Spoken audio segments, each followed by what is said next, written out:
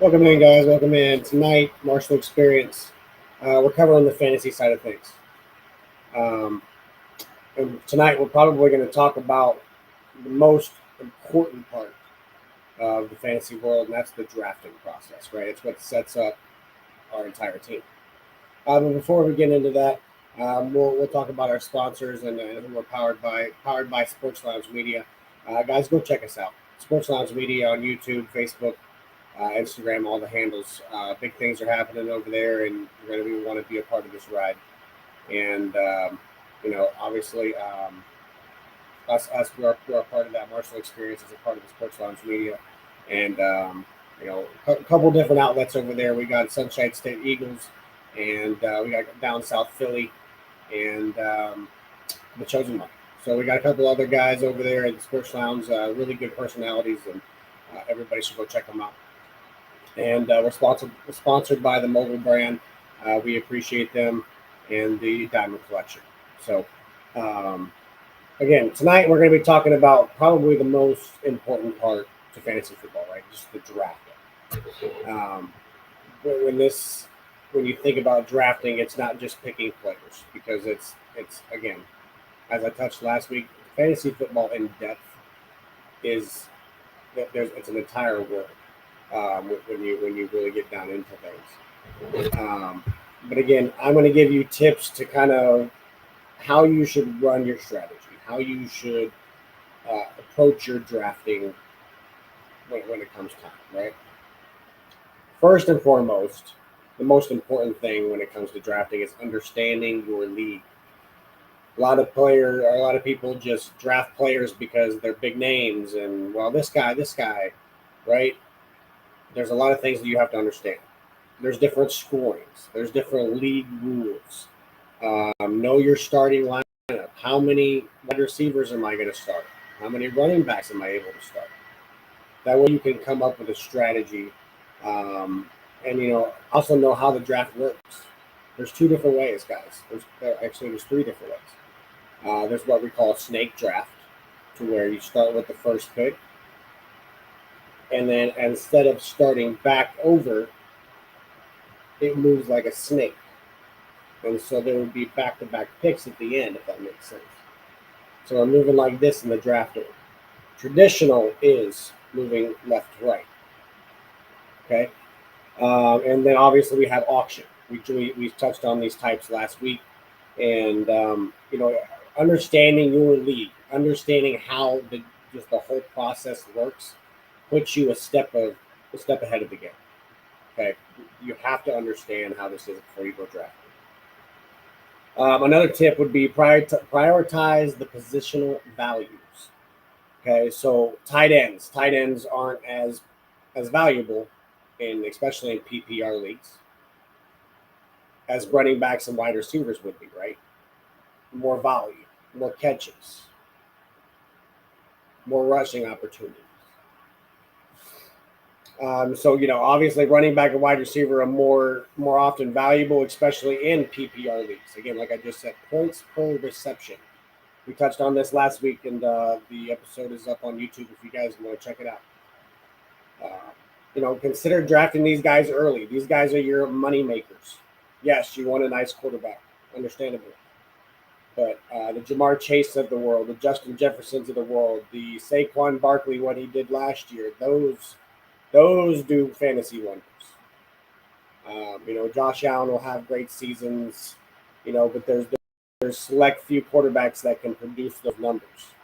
Once you start getting into the mid-tier quarterbacks, you're gonna be subpar. So you have to pick up the pace somewhere else. Typically, that is in your skill positions. There is a thing called ADP. That is called average. That stands for average draft position. Understand that the ADP for each position and player, right? So that helps you anticipate what players will be able to do during the draft. So basically, what ADP is it predicts to you where this player should be drafted. Okay, but understand that each position has its own values, right? So again, as we just touched on, wide receivers and running backs. have a higher ADP most likely than tight ends and backup players, right? Because the average draft position is where they should be drafted. So this will kind of help you understand of maybe anticipate what other owners are going to be doing because of this ADP. Kind of helps both ways. One thing you can do if you're brand new to fantasy, or even if you should do this every year, mock drafts. There's a thing called mock drafts. Okay, these are basically practice drafts. You know what they teach you in school? Practice makes perfect. If you played sports in college or high school, practice makes perfect, right? Practice, practice, practice. That's all I can say. The tool is there for you to operate. That way you can kind of see how the draft is going to fall, how you can maneuver and take advantage of that. This makes you want to be comfortable with your draft strategy, which is another huge plus. The more confident you are, the more successful you're going to be.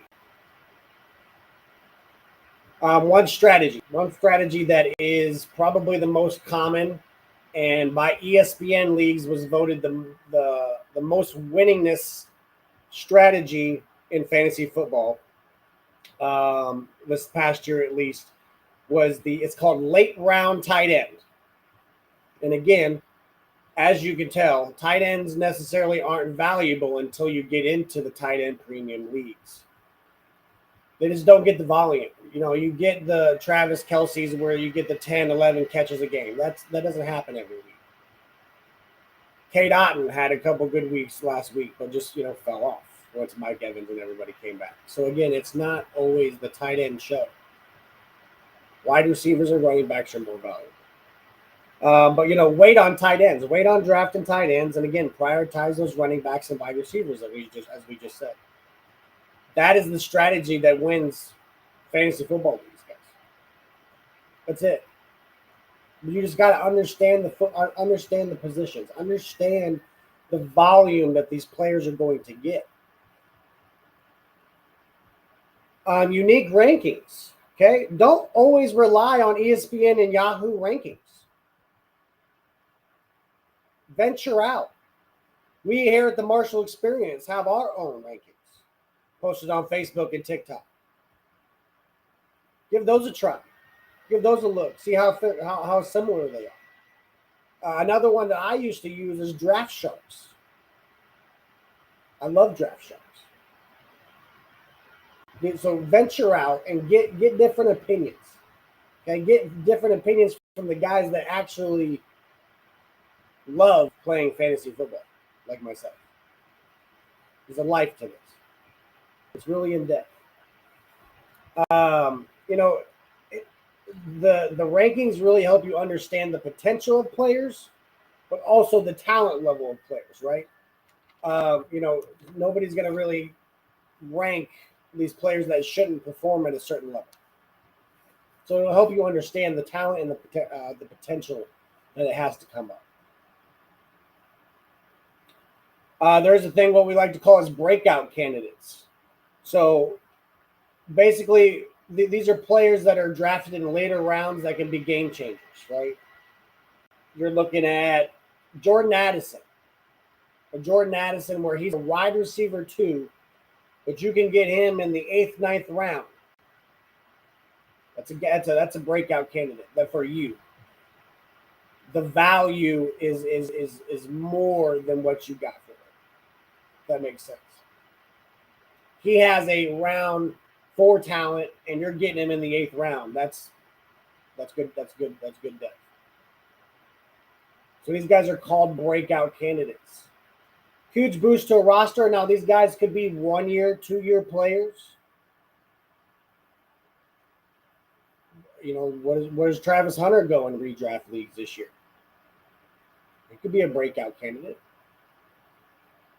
Certain players with young youth that are looking to make a name for themselves. These are breakout candidates. And at that point, you just have to use your best judgment. Sometimes you hit, sometimes you don't. I've been on both sides. A tricky one, and if you're just a random in different leagues, but if you have like a family league or a work league, work league with friends, try to understand your competition.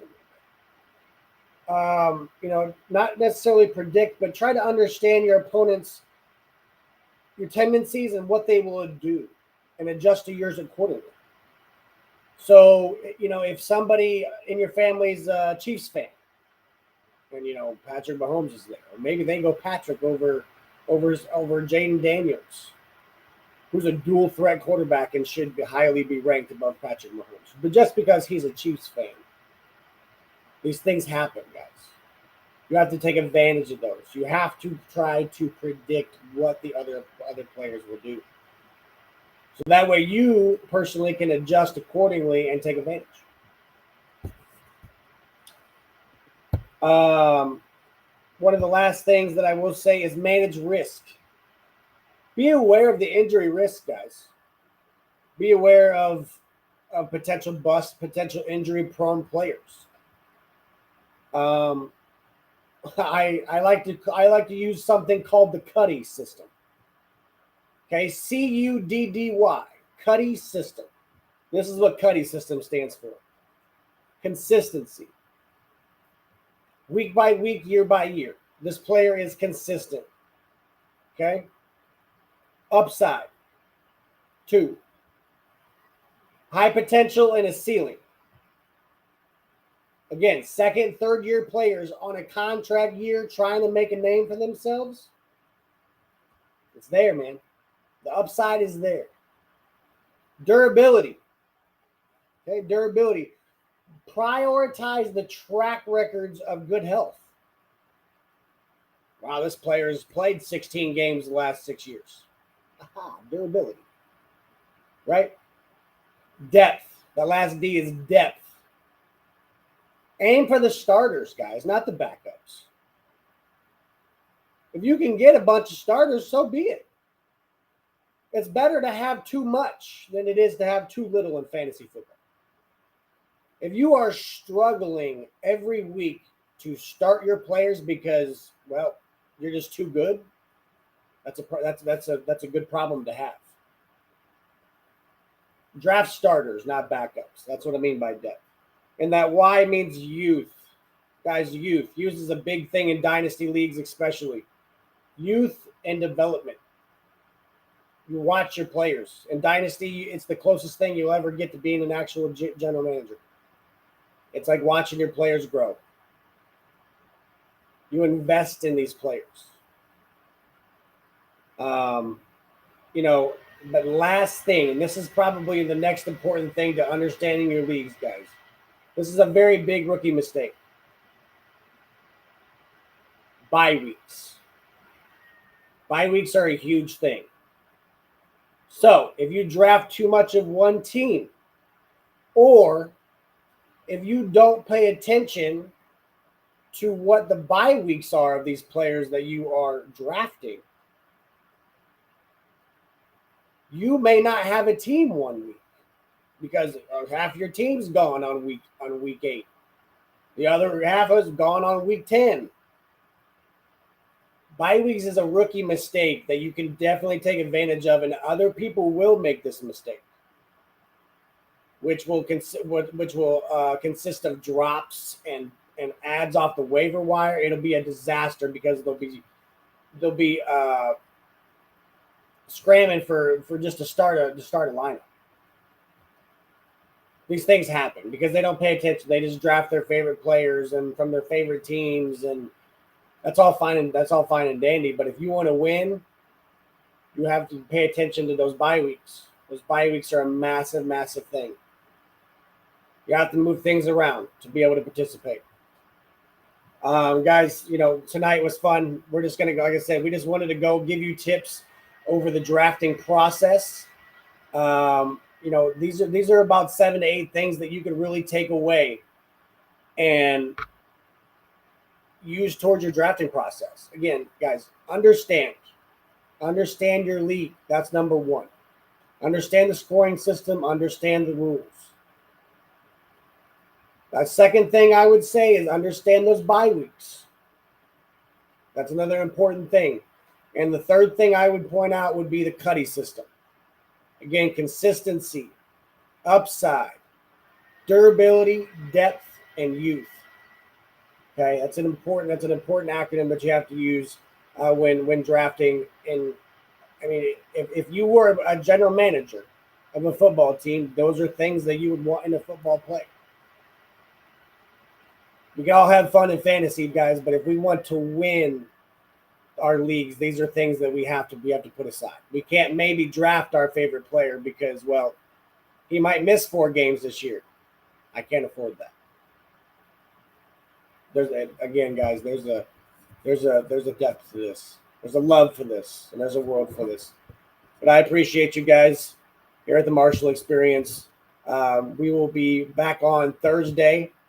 I'm not sure what we're going to be talking about, so tune in. We'll release it this next couple of days. So appreciate everybody stopping in. Appreciate everybody coming in. Saquon #1 overall, down south said. I'm not so sure about that. And I'll tell you why. I'll leave you on this. It's hard for me to envision Saquon having the same season back to back. I'm you guys know I'm the biggest Saquon fan possibly on this earth. But to do that back to back years would be mind blowing. I just can't imagine it yet. And I think there's a couple other ones that would fight for that in the wide receiver department. Jamar Chase is probably, the strong candidate for #1 overall. I would say Justin Jefferson, even with J.J. McCarthy, is going to be a top 5 pick. I think Saquon is up there, but I just #1 would be tough. #1 would be tough. Tush push, yeah, yes. Now this is also true. If the tush push is banned, his touchdown numbers obviously go up. If the tush push gets banned, I'm gonna be honest with y'all. Jalen Hurts' stock goes down and Saquon's goes up in fantasy world. That's just the way it works. Whoever the touchdown vulture is it. I mean, Jalen Hurts is a top 5 fantasy back or fantasy quarterback because of his rushing touchdowns. I can't be biased here. I can't. Jaden Daniels was a better quarterback last year in fantasy. Josh Allen, Lamar, they were all better quarterbacks. I can't be biased. So, again, guys, I appreciate you guys tuning in. We're going to call it a night, and we'll see you next Tuesday for the next segment of Fantasy.